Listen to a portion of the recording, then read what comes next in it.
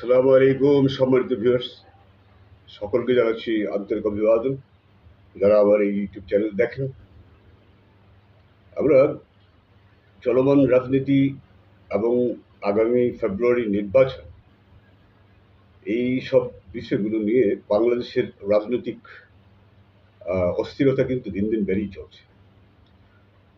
মাননীয় প্রধান উপদেষ্টা যে ঐক্যমত কমিশন গঠন করেছিলেন, বেশ কয়েকটি ঐক্যমত কমিশন গঠন করেছিলেন, কিন্তু সর্বশেষ এই রাজনৈতিক দলগুলোকে গতকাল ডেকে তিনি যে আবেগঘন একটি বক্তব্য দিয়েছেন, ইতিমধ্যে আপনারা সকলেই জেনেছেন সে আবেগঘন বক্তব্যের সারমর্ম এবং তার প্রতিউত্তরে বাংলাদেশ জাতীয়তাবাদী দল সহ অন্যান্য দলগুলো যে বিবৃতি কথাবার্তা বলেছে সেগুলো আপনারা শুনেছেন।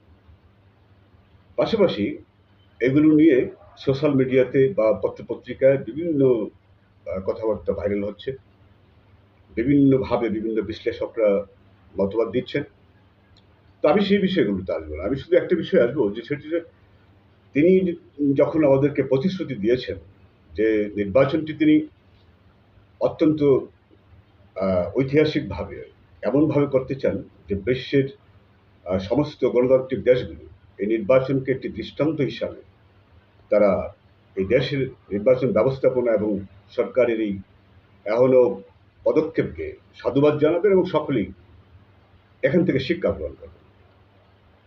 তো আমরা জানি যে সবচেয়ে বড় যে মতনৈক্য রাজনৈতিক দলগুলোর মধ্যে এখন রয়েছে সেটি জুলাই সনদের বাস্তবায়ন কিভাবে হবে, পাশাপাশি গণপরিষদ নির্বাচনের উচ্চকক্ষ নিম্নকক্ষের বিষয়টি, পাশাপাশি 14 দলের রাজনীতি নিষিদ্ধ করার ব্যাপারেও কিন্তু প্রস্তাবনা এসছে। বাস্তবতা হচ্ছে যে দরকার একটি নির্বাচনের, সেই নির্বাচনটি এমন একটি নির্বাচন হবে যেটি ফ্রি অ্যান্ড ফেয়ার, যে নির্বাচনটি বিশ্বের সমস্ত দেশেই গ্রহণযোগ্য হবে আন্তর্জাতিকভাবে, এবং বাংলাদেশের স্থিতিশীল অবস্থা আসবে, নিরাপত্তা নিশ্চিত হবে জনগণের, এবং অর্থনীতির যে ভয়াল দশা সেখান থেকে বেরোবার রাস্তায় গণতান্ত্রিক ব্যবস্থার মাধ্যমে প্রতিষ্ঠিত হবে। কিন্তু ইমোশন বা আবেগ দিয়ে বলে ফেলা বা এটিকে বাস্তবায়ন করার মধ্যে অনেক পার্থক্য রয়েছে। আমি সাধারণ মানুষ হিসেবে মনে করি যে নির্বাচনকে সামনে রেখে যে প্রস্তুতি, বিশেষ করে প্রশাসনিক লেভেল এবং প্লেয়িং ফিল্ড, যেটাকে আমরা বলি লেভেল প্লেয়িং ফিল্ড, সেটিকে নিশ্চিত করার ব্যবস্থা এবং অন্ততপক্ষে মানে সকল দলের অংশগ্রহণমূলক নির্বাচন সুনিশ্চিত করার বিষয়টি এখন সরকারের জন্য একটি বড় চ্যালেঞ্জ। তো তিনি আমাদেরকে আলাদিনের চেরাগের গল্প শুনিয়েছেন, আমরা শুনেছি, এবং দৈত্যের কথা বলেছেন। দৈত্যের কাছে আমরা এক কাপ চা চাইবো না, আমরা চাইবো পৃথিবী বদলে দিতে বা আমরা বদলে যেতে।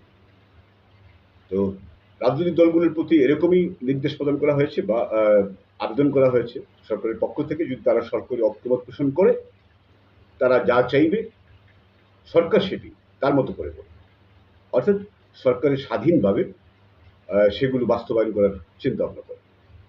অতএব একটু পার্থক্য নিশ্চয় আছে, একটু সংশয়, একটু ভয়, একটু আতঙ্ক নিশ্চয় আছে। আমরা দেখছি যে গত সপ্তাহ এক সপ্তাহ যাবৎ আওয়ামী লীগের বিচ্ছিন্ন মিছিলগুলো কিন্তু দিন দিন বড় হচ্ছে এবং পুলিশের সামনে দিয়ে হচ্ছে। এইসব বিষয়গুলো কিন্তু সরকারের জন্য অত্যন্ত চিন্তার বিষয়। আন্তর্জাতিকভাবেও সরকারকে ফেব্রুয়ারিতে নির্বাচন দেওয়ার জন্য প্রেশার ক্রিয়েট করা হচ্ছে, আবার একটি মহল নির্বাচনকে বানচাল করার চেষ্টা করছে। এই অবস্থায় আইনশৃঙ্খলা পরিস্থিতি ঠিক না করে বা একটি নির্বাচনমুখী পরিবেশ তৈরি না করে তিনি কিভাবে নির্বাচনটি করবেন সেটি নিয়ে কিন্তু মানুষের সংশয় এখন কাটছে না।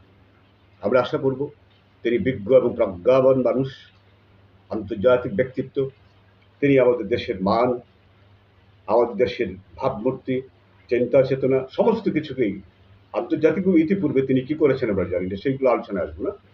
শুধু নির্বাচনটিকে ডাকসু নির্বাচনে কিন্তু প্রশ্নবিদ্ধ, এগুলো নিয়ে আলোচনা করতে চাই না, কিন্তু জাতীয় সংসদ নির্বাচন কেমন হবে, কিভাবে হবে, কখন হবে, এইটি নিয়ে এখনো সংশয় আছে।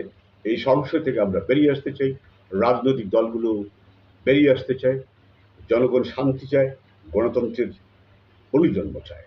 সকলে ভালো থাকুন, সকলের সুস্বাস্থ্য কামনা করে বিদায় নিচ্ছি। আসসালামু আলাইকুম ওয়া রাহমাতুল্লাহি ওয়া বারাকাতুহু।